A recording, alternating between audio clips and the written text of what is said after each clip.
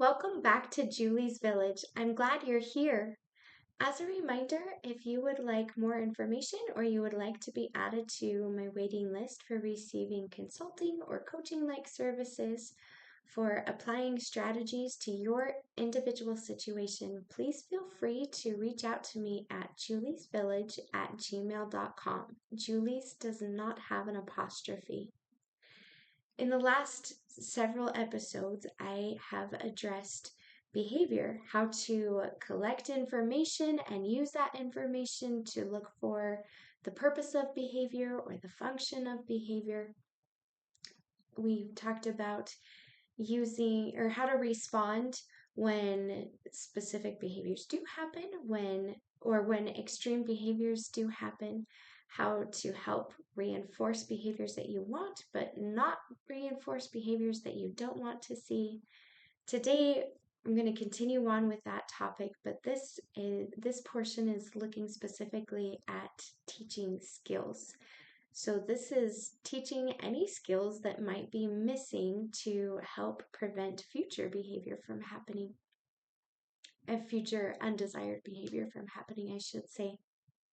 If you are a special education teacher or working in this field in another position where you need to create behavioral intervention plans, this is an important component of that. If you are a caregiver supporting a child or a teenager with these skills, then teaching is also an important part for you to consider. Just how are you going to address the skills that you're seeing aren't there? One way to do that, and in a behavioral intervention plan, I might write this up as frequent feedback, but I would often use a little chart. You could say behavior chart and frequent feedback on behavior. And this is what the chart would look like. I'll see if I can get it in the camera well. So up at the top, I would write down the specific task that they were doing. And then down at the bottom, I would have a menu of things that they could choose from for what they were working for. So my student, if it was something like completing a math assignment, depending on where my student was at, it might be that I had them complete the entire math assignment. It might be that I just wanted them to complete 5 problems of their choice before they received reinforcement. So the amount of time between reinforcement, you can kind of work with that for where your student or your child is at. If you're finding that they are not successful with this chart, it might actually be that you are expecting too long or too much before they receive that reinforcement. You can either reduce the amount of time and then reduce the magnitude of the reinforcement, or you can keep that same magnitude of reinforcement. And what I mean there is how much of a preferred activity is it, or preferred thing that they're working for is it. If food is really motivating and you're using smaller quantities of food for smaller amounts of work completed or tasks completed, or if you're doing an activity, if they really enjoy doing games because they like that one-on-one time with peers or adults, the length of the game could be the option of the length of game could be what you're looking at. For instance, are you going to do an entire game of Candyland, or are you just going to do tic-tac-toe or rock, paper, scissors for the game time? The next piece that we would talk about is these 4 components. I will keep myself safe, I will keep others safe, I will keep my space safe, and I will be a good learner. You can adjust that for that last one for your situation. It might be I will be a good family member, I will be a good friend, whatever it is that your child is working on. I gave school examples. Home examples might be completing specific chores or just routine things that are happening throughout your day that you are seeing. What I like about this is, again, they are getting that immediate feedback, but I would also use this as my pre-teaching tool. So I would sit down with the student before every task, and it got to the point I wanted them to feel almost annoyed with it, because when they got to that level, I knew that, okay, they really know this. So I would start by saying, talking through each one, I will keep myself safe. And then I would describe to them what that looked like. For instance, if they had trouble with the way that they were sitting in their chair, or they would hit their head on the table, or things like that, I would talk to them about what it looked like to be safe. Then keeping others safe, we would talk about keeping hands and feet to ourselves, and the way that we interact with people, keeping their, sometimes it would include keeping their feelings safe, so that the way that you're talking to people, that's important as well. Then that next piece of I will keep my space safe, we would talk about, if I had students that would throw things, we would talk about things when you are upset. If you do get upset, things need to stay on the table, they need to stay on the floor. If you feel like you need to throw things, this is your safe space for throwing. Maybe throwing a basketball at a hoop on a door or something like that, if I had something like that available to them. And then being a good learner, we talked about what that looks like trying your best. Even if you being a good learner doesn't mean getting every answer correct, it means trying your best. So even if you turn in all 5 and I could tell you tried your best, but they're all wrong, that's not what we're working on. You will still get your reinforcement.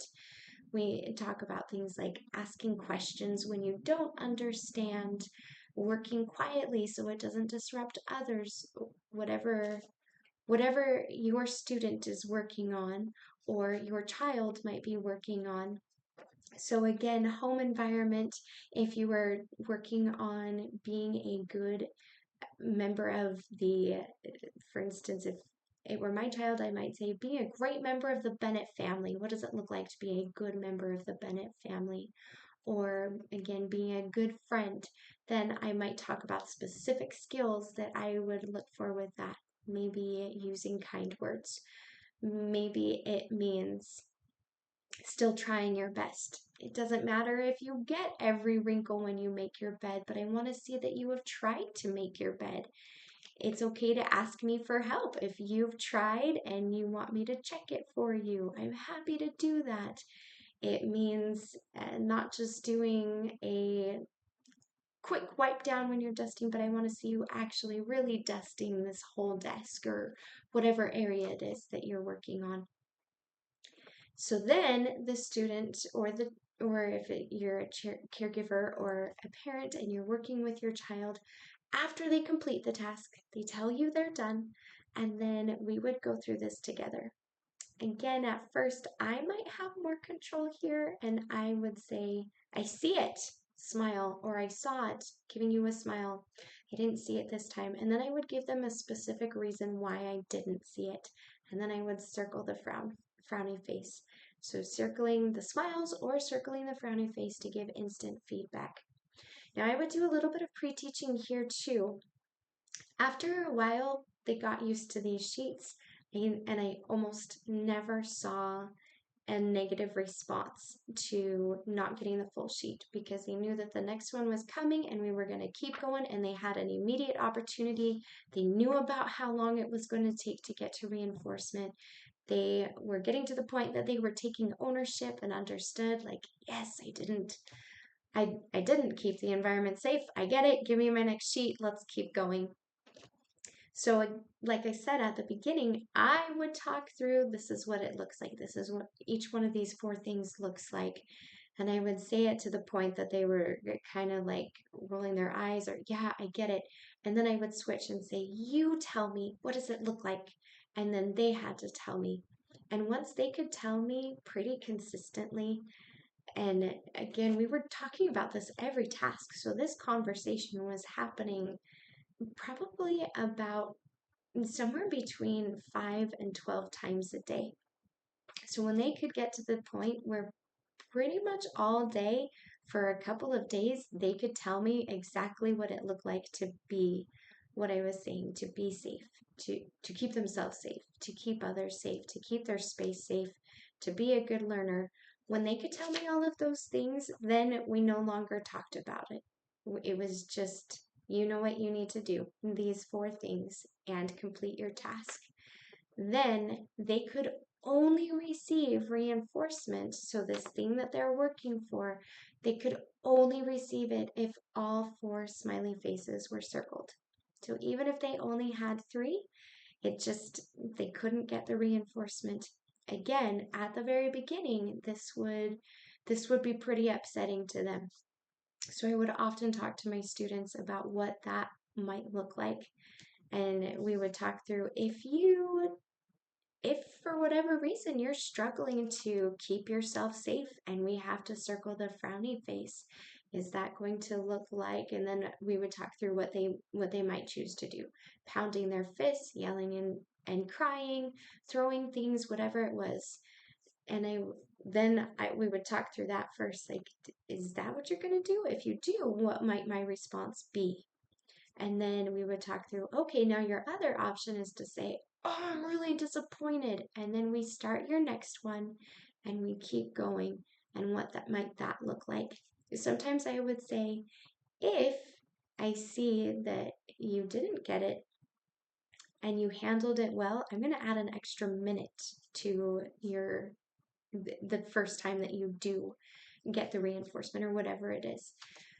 So those things you can do to kind of help prepare them, that it just to be ready for that disappointment and what it could look like. They might still choose to be very angry, and then whatever response you said would happen, that's what needs to happen. But if they are able to get it, they get that immediate feedback as well. They earned the thing that they wanted, they get to do it right then, however that looks, and then you go on to the next task. And what I saw was my students were really excited about the number of all smiles that they had in the day. So they got excited about working for that. They started to see how quickly they could get to reinforcement, and they started to buy into the system and to recognize that it feels good to be successful with these things. So I would point that out along the way as well. Whatever it was that they were working for, we also added in that, wow, you did it again. Or, man, all day long, look how many you were successful with. Look how many, compared to how many you struggled with today, you only had two that you didn't get. All the rest of the day, you were getting your reinforcement. And that is a big deal to the students or to your child. Now, what I did see happen a lot with this was that when this wasn't successful, if I turned it over to a pair or I would teach another teacher about it, the number one thing that I saw that didn't make it successful was that they would pull away from talking through what each of these looked like too soon. Either they would make it too long before reinforcement happened. So, again, if you're doing about 3 sheets and they haven't earned any kind of reinforcement, then the task that you're giving is probably too big. It probably needs to be broken down a little bit more.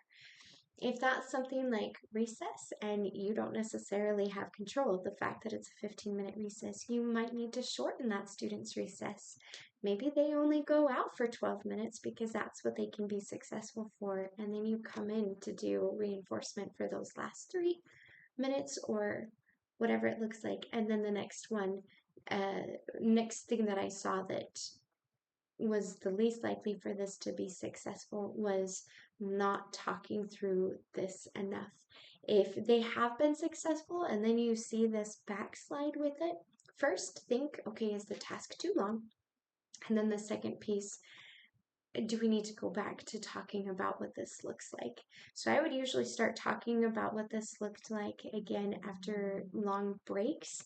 So even though before the break we were to the point that I would just say, "Okay, remember, got to keep yourself safe, keep your others safe, keep your space safe, and be a good learner." Or they're saying those things to me, and that's all we need to do. That's all the discussion we need to have, and we were rolling.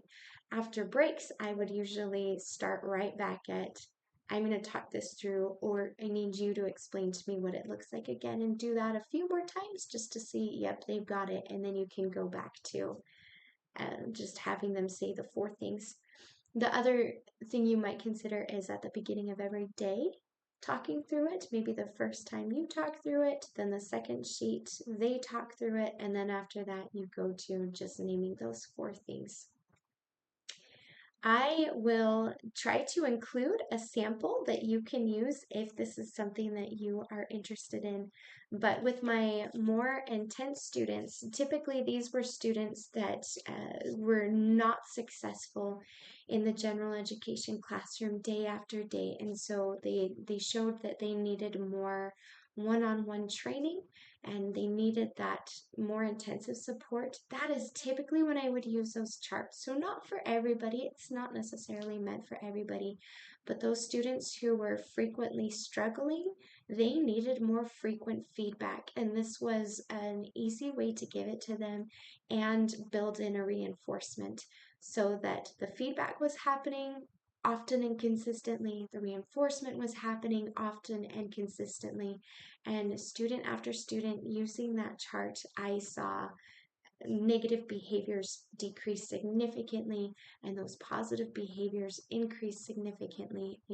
I saw a lot of student success and their feeling success and being able to start shift to much more of that intrinsic reinforcement. Using these charts, I very often was able to get those students back into their classroom. Now, this is a process. These behaviors have been there for a long time. So oftentimes it would take months, but we would get them back into the classroom after a few months and start working them back into the classroom for longer and longer periods of the day, which was really big, a huge success I felt for those students to see them back in their classrooms and doing well. So that is something to consider. Again, if your child or the student that you're working with, if their behavior isn't super intense or super frequent, this might not be the best strategy. But if you are working with some pretty and intense behaviors, meaning either they are extremely disruptive or extremely dangerous, or if they are just happening so frequently that they become very disruptive, then this might be an option to consider. If you have other suggestions of behavior charts or teaching tools that you have used or seen be successful, I would love for you to add that to the comments. If you have questions about this chart or any other piece of behavior, I invite you to leave that in the comments. If you have questions or about any other topic or topics that you would like to see covered in the future, or if you have suggestions of people that you would like to see interviewed in the future, I invite you to include that in the comments as well. If this information is helpful to you, I also invite you to like, share, subscribe. That helps make this information more accessible to others and hopefully able to help more people that need it. Thank you so much.